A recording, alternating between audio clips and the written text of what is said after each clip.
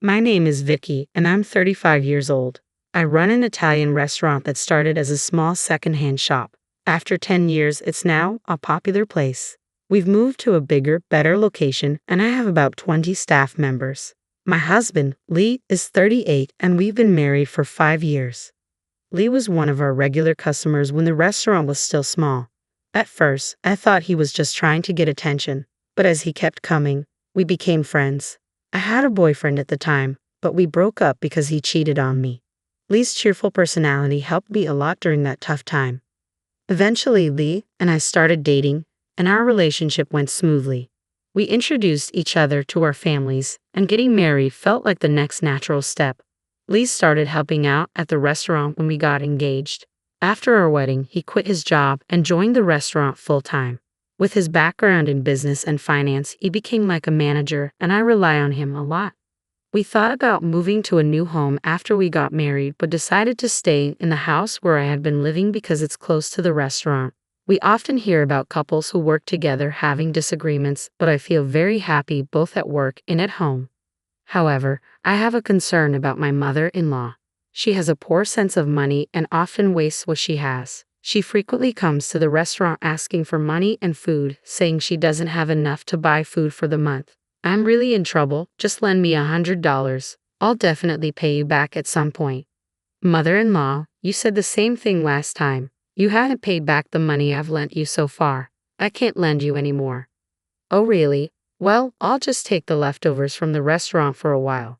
I can't do that either. We have a policy against taking home the leftovers, and we try to minimize food waste. How heartless can you be? We're family. You could give me something secretly. What am I supposed to do now? Isn't Lee the owner here? That makes me like the chairwoman, right? You're not the person to talk to. Bring out my son. No, that's not correct. I am in charge of the restaurant, and Lee is out on other business. You're causing inconvenience to the other customers, so could you please leave for today? I will ask Lee to contact you later. My mother-in-law always behaves like this and doesn't listen to me. Although Lee is technically an employee under me, she thinks he owns the restaurant. Lee's family used to run their own business, but his parents mismanaged their finances. They spent the revenue on their salaries and bonuses, and his mother spent extravagantly on trips and luxury goods, leading to huge deficits. Lee went to university on a scholarship hoping to save the family business, but it was too late. Just before he graduated, the business went bankrupt and his parents declared personal bankruptcy. Lee had to handle the procedures afterward. By the time we got married, his parents had changed their ways and were leading a frugal life. However, after his father's death, his mother received inheritance and insurance money and started spending recklessly again, leading to the current situation. Lee usually dealt with his mother, but as our restaurant prospered, he started spending less time there, leaving it to me and the staff. Sometimes, his mother would show up unexpectedly, like today when Lee wasn't at work, leaving me to deal with her. One day, I left the restaurant to check out a rival store across the street. While eating and observing the surroundings, I spotted Lee outside the store, arm in arm with an unknown woman. I quickly paid my bill, abandoned my meal, and rushed outside with my heart pounding. I discreetly followed them, thinking there must be some mistake, but then, to my dismay, I watched them enter a motel, laughing happily. The shock left me in a daze, but soon, anger began to well up. Instead of confronting Lee right away, I decided to gather evidence. I hired a private investigator who collected proper evidence that could be used in court if necessary. The investigation revealed that Lee had been frequently meeting this woman while neglecting work. Once I had the evidence, I confronted Lee. Lee, are you hiding anything from me? What are you talking about? Of course not. I wanted to believe that, but can you explain this? I handed him the envelope containing evidence of his affair. Upon seeing the contents, Lee turned pale. When did you get this? I had a private investigator look into it. I can't believe you've been fooling around instead of working. You're quite the paycheck thief. How are you planning to make up for this? Vicky, please calm down. Let's talk about this. It was just a fling, a moment of weakness. I only love you, Vicky, and I'll break up with her. Forgive me. The shop needs me, right? You know I can't stand people who cheat. Right. We promise each other never to cheat. There's no convincing me when someone breaks that promise. Following our conversation, Lee and I decided to get a divorce. Since I've been living in this house since before our marriage, Lee will need to move back to his parents' house or find a new one by the end of the month. But even though we decided to divorce, I can't fire Lee without cause. Even if Lee voluntarily resigned, someone would need to take over his duties, especially the financial aspects he was solely responsible for. Moreover, I had already planned to go on a business trip for negotiations the next day, so I had to leave the shop in Lee's hands. I couldn't have predicted the outrageous events that were about to unfold. The negotiation went smoothly without any major hitches. When I checked my phone, there was an SMS waiting for me. Assuming it was from an employee or someone else, I opened the message to find it was from my mother-in-law. I heard from my son you're getting a divorce. I'll be moving in with my son, so you'll need to move out. I'll throw out your belongings, so keep that in mind. As compensation for all these years, hand over the restaurant. I'll take the car too. Stunned by the message, I immediately called my mother-in-law. However, I was greeted with an automatic response stating that my call couldn't be connected due to the customer's request. Blocking my call, even when I tried to call via WhatsApp, it would ring for a while before getting disconnected, showing no response.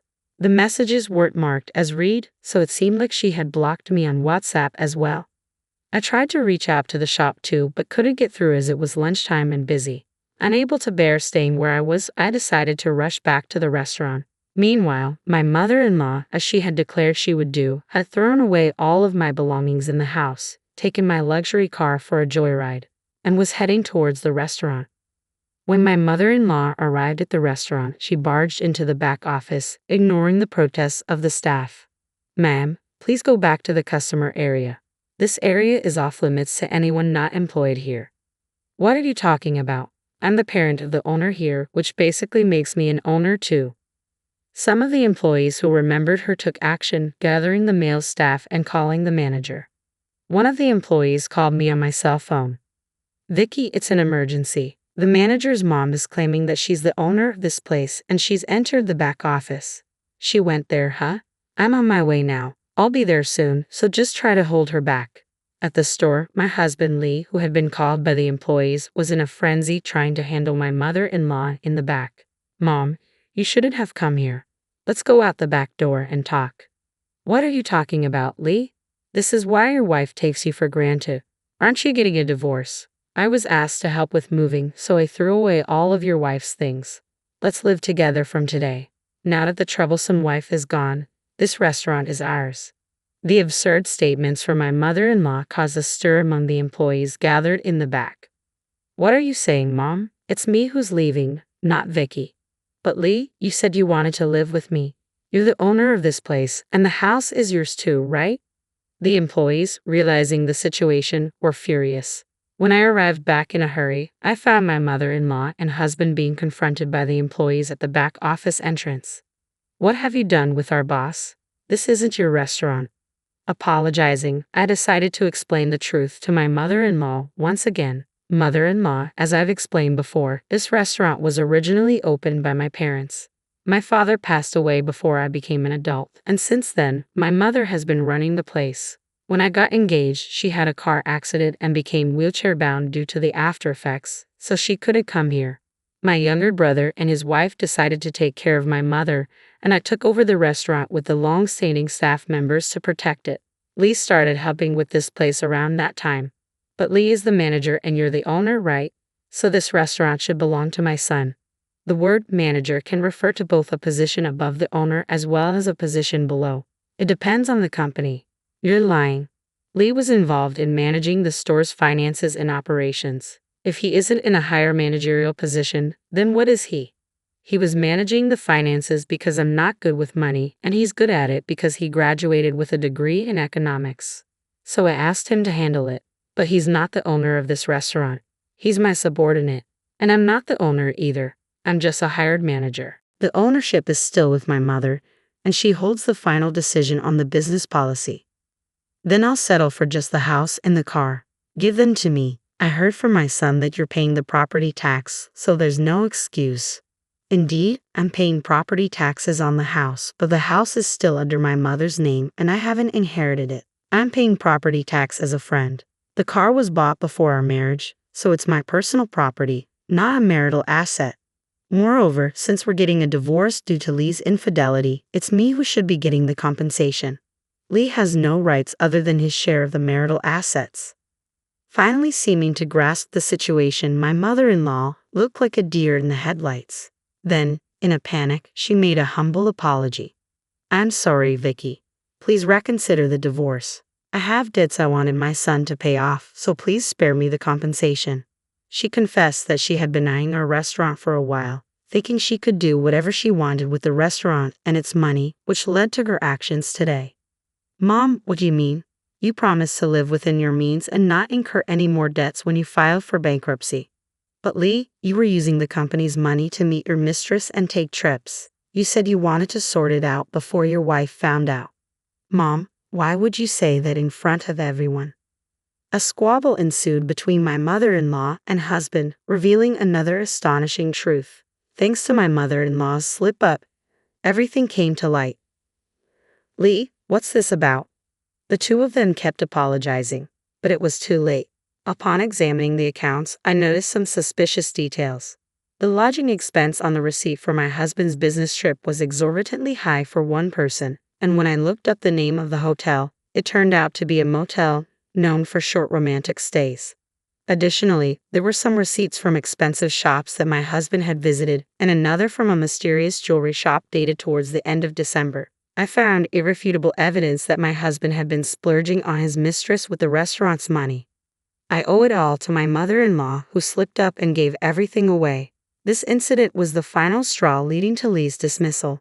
In addition to seeking compensation for Lee's infidelity, I also demanded that he return the money he had embezzled from the company. As for my mother-in-law, I demanded compensation for the belongings she disposed of when she invaded my house, the cost of repairs to my car which she damaged while using it without my permission, and a nuisance fee for disrupting my business. All these matters were recorded in a notarized document. Thanks to the attorney affiliated with the detective agency handling everything, including the divorce proceedings, I was able to sit back and wait while Lee and my mother-in-law headed towards financial ruin. Following that, my ex-husband Lee and my mother-in-law came to visit me. "We're really struggling to make ends meet because of the compensation payments. Could you consider reducing them?" "I have no idea. You should consult with the lawyer about that, not me. But we are really struggling even to afford food. We can't apply for welfare because we're working and we have to pay taxes on what we earn. In that case, you should contact a food bank. They can provide you with food that would otherwise be discarded, even though it's still edible." "Why do we have to go to such an unknown place? You're being so cold. Weren't we family at one point?" "You might have been my mother-in-law, but the only person who became family to me through marriage was Lee, and we're divorced now, so you're a stranger to me. Besides, you did such terrible things to me, and I have no obligation to help you. If there's anything regarding the compensation payments, please communicate through the lawyer from now on. I'll call the police if need be." The experience of being cheated on again and having the company's money squandered has added another trauma to my experiences of love and marriage. The first impression I had when I met my ex-husband, that this guy seems like a player and a spendthrift, turned out to be right on the mark. I'll use these lessons in future human relationships and in job interviews. Reflecting on the fact that I had failed to manage the restaurant's money properly, I consulted with my mother and decided to sign a contract for an accounting service, paying them a fair wage to handle things. Thanks to them checking our homemade accounts and receipts thoroughly, they can point out any mistakes and even give advice on how much we can claim as business expenses. I should have done this earlier. I'm immensely grateful to my staff who showed their affection for me by being angry at my ex-husband and mother-in-law for what they did. I decided to appreciate them more than ever. With the restaurant succession for my mother in mind, I committed myself to improving my skills as a manager and business owner to become a person my team can be proud of.